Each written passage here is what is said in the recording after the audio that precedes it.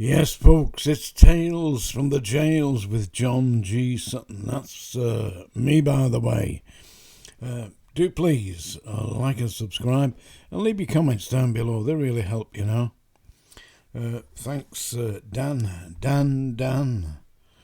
from America. Yeah, used to have a little children's verse that was based on Dan. Dan, the muscle man, washed his face in a frying pan, scrubbed his hair with a pony's tail, and scratched his belly with his big toenail.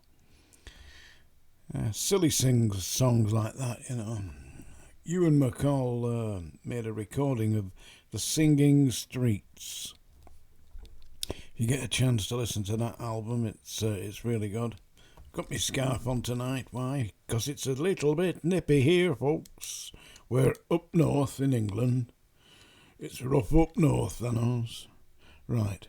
So we're going to talk today about the support for staff when they're involved in violent incidences, which in prison there is likely to be. If you've read any of my books, link down below, by the way. I'm not just plugging my books, just telling you I've written about it as it happened to me.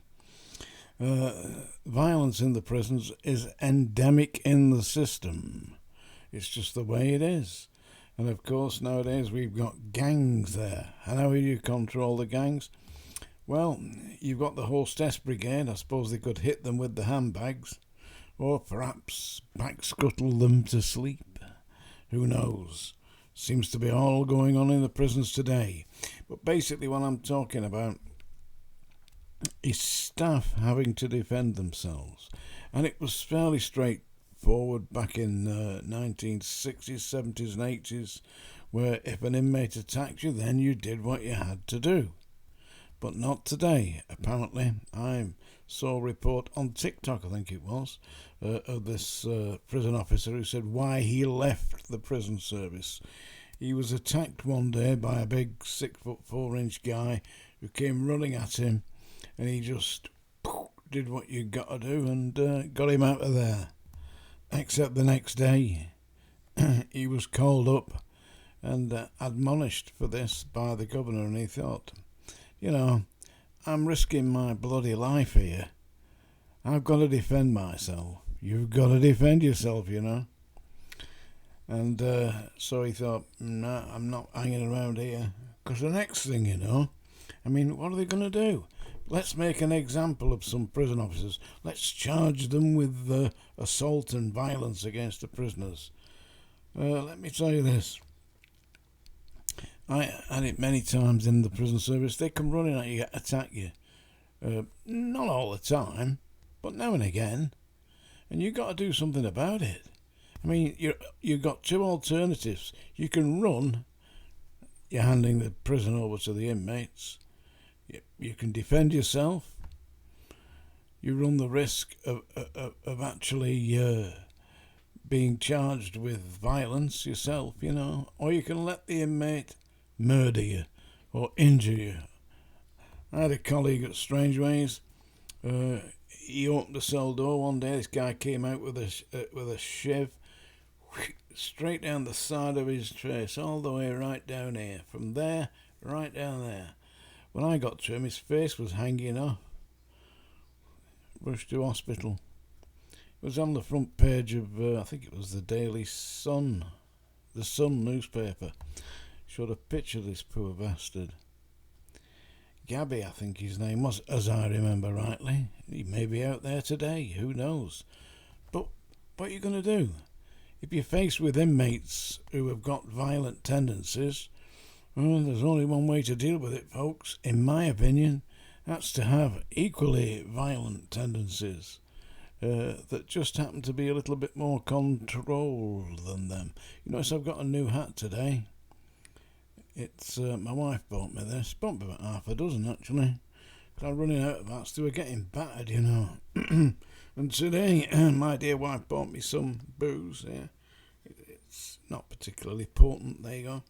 Weston's cider, 8.2%. Highly recommended.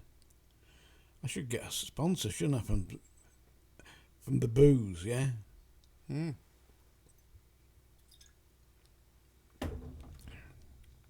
Yes, bloody good stuff. Right. So what are you going to do? I mean, the problem was places like Wormwood Scrubs and Strangeways, they had little groups of staff who thought that they were the tough guys. They were running the place, not the inmates. And so they would go around and deliberately provoke incidents. You'll read about it in my latest book, which is Volume 4, just finished writing it, where they had a series of methods that they would use to provoke prisoners. One of them being, and this is quite horrible, a food-free diet. They get an inmate, put him in a single cell, leave the guy in the single cell, locked in, not opening for meals, no breakfast, no dinner, no evening meal. Just leave him locked in. And the idea being, you've got it, he'd bang on the door. Bang on the door at Strangeways in the 1970s. You know what's going to happen. You're going to get the door opened and you're going to be uplifted and catch the fast train down to D1. And who's waiting on D1? The school bully. Welcome to the block. That's what used to happen. And Strangeways, you've been living hell to me. Which is the song I'm going to sing at the end of this, which is now. I'm going to do a poem now. Are you ready? This is another one by John Betjeman. I like John Betjeman. Quintessential Englishman, don't you think? But anyway, in here he's writing about Ireland. And this is his poem, The Irish Unionist's Farewell to Greta Hellstrom, in 1922. I actually went to Dungarvan to have a look at this because I was in Ireland and I thought, Dungarvan, I saw it on a signpost. I said, I've got to go and have a look at Dungarvan because it was written about by John Betjeman. And this is the poem. Golden-haired and golden-hearted, I would ever have you be, as you were when last we parted, smiling slow and sad at me. All the fighting down of passion, all the century seeming pain, parting in this offhand fashion, in Dungarvan, in the rain. Slanting eyes of blue, unsweeping, stands my Swedish beauty where gusts of Irish rain are sweeping round the statue in the square. Corner boys against the walling watch us furtively in vain, and the Angelus is calling through Dungarvan in the rain. Gales among the Comera mountains, beating sleet on creaking signs, iron gutters turn to fountains, and the windscreen laced with lines, and the evening getting later, and the ache increased again, as the distance grows the greater from Dungarvan in the rain. There was no one now to wonder what eccentric sits in state, while the beech trees rock and thunder round his gate lodge and his gate. Gone the ornamental plaster, gone the overgrown demesne, and the car goes fast and faster from Dungarvan in the rain. Had I kissed and drawn you to me, had you yielded warm for cold, what a power had pounded through me as I stroked your streaming gold. You were right to keep us parted. Bound and parted we remain, aching if unbroken hearted. Oh, Dungarvan in the rain. There you are, by John Betjeman. And now, yes, I'm going to ring the song dinger, folks. It's that terrible time when I bring out the voice. I've gargled it with cider, so don't worry. All we've got to do now is find the song. It's down here somewhere. Where is it? Come along now. Oh, come on. Don't mess with me about. Here we are. It's a version of Johnny Cash's San Quentin, which I've changed the lyrics just a little bit because, of course, we have to have.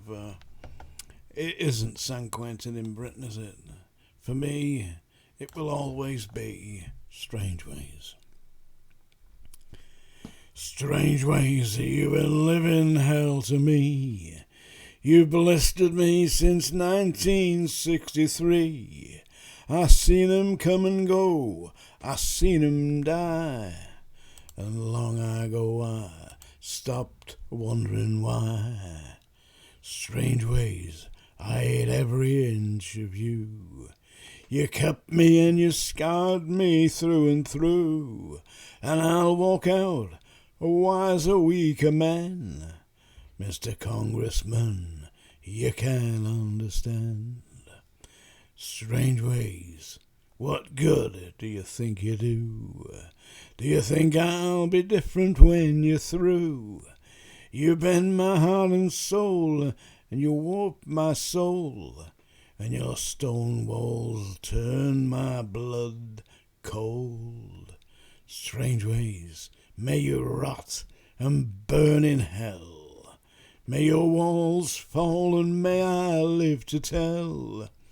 May all the world forget you ever stood, and may all the world regret you did no good. Strange ways, I hate every inch of you.